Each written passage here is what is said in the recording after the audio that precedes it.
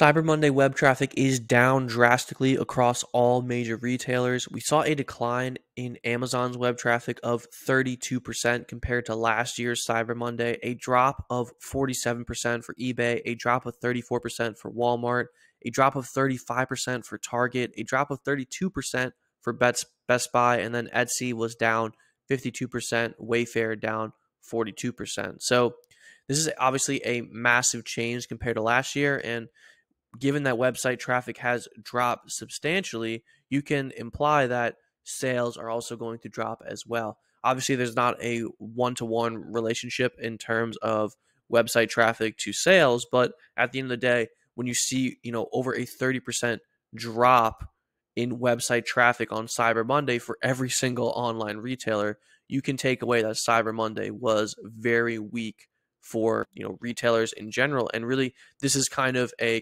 canary in the coal mine for the consumer right now. The consumer is very weak. We have savings at lows. We have all-time highs in debt, and I'll get into that in a second. But one point I wanted to make here is that Amazon actually paid more for their traffic this Cyber Monday than they did last Cyber Monday, and they still ended up with less traffic.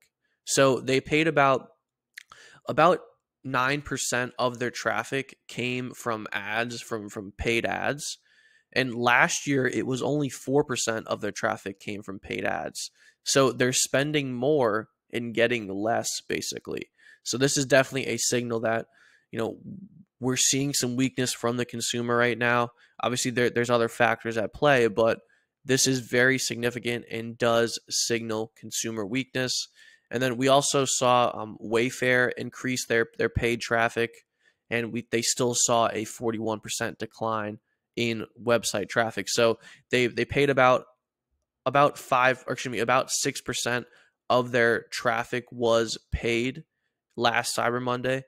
This go round, it was about 16% of their traffic was paid, and they saw massive declines in total website traffic on Cyber Monday. So Cyber Monday website traffic implying major weakness for the consumer. And then with that being said, let's talk about some other signals from the consumer we are getting that are signaling weakness. So credit card debt hit new highs for consumers.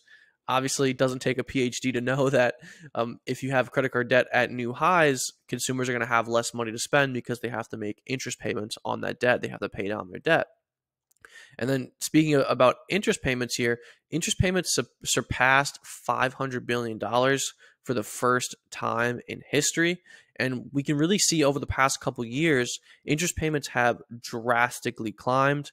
Therefore, it really isn't shocking to see that consumers are less likely to spend on Cyber Monday because they just have less money in their wallets, right? So unfortunately, this really isn't shocking, and the weakness that we saw from the consumer yesterday on Cyber Monday is backed up by much more data than just website traffic. And then personal savings rates are also at historic lows. So we have a personal savings rate, basically significantly below where we were over the past couple of years. So that's also signaling weakness. And then people don't feel like buying homes. These are all charts from Game of Trades. He's a really good follow on Twitter if you're not familiar with him. But this basically shows you what consumers are thinking in terms of buying a home. It shows you if they're more likely to buy a home than not. And people just don't feel like buying homes right now. We're actually funny enough, we're at lows that we haven't seen since the 1980s.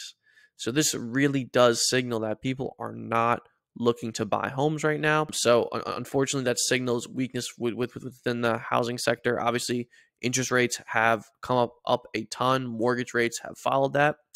So that is likely weighing on people's decisions.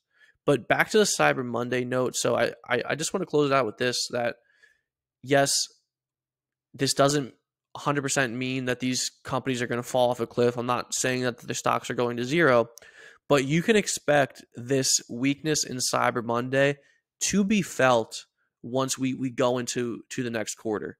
So for Q4, you're going to see this weigh on results. It's pretty hard for it not to. So Obviously, these are bigger businesses, especially Amazon, Amazon Web Services. It's a totally different segment of business. But I can tell you that Cyber Monday traffic being down over 30% does signal weakness, and it does signal that their sales have fallen drastically since last Cyber Monday, which should tell you something about where the consumer is at. The consumer isn't really trying to spend a ton of money right now, which really does say more about the consumer than it does about really these individual companies, right?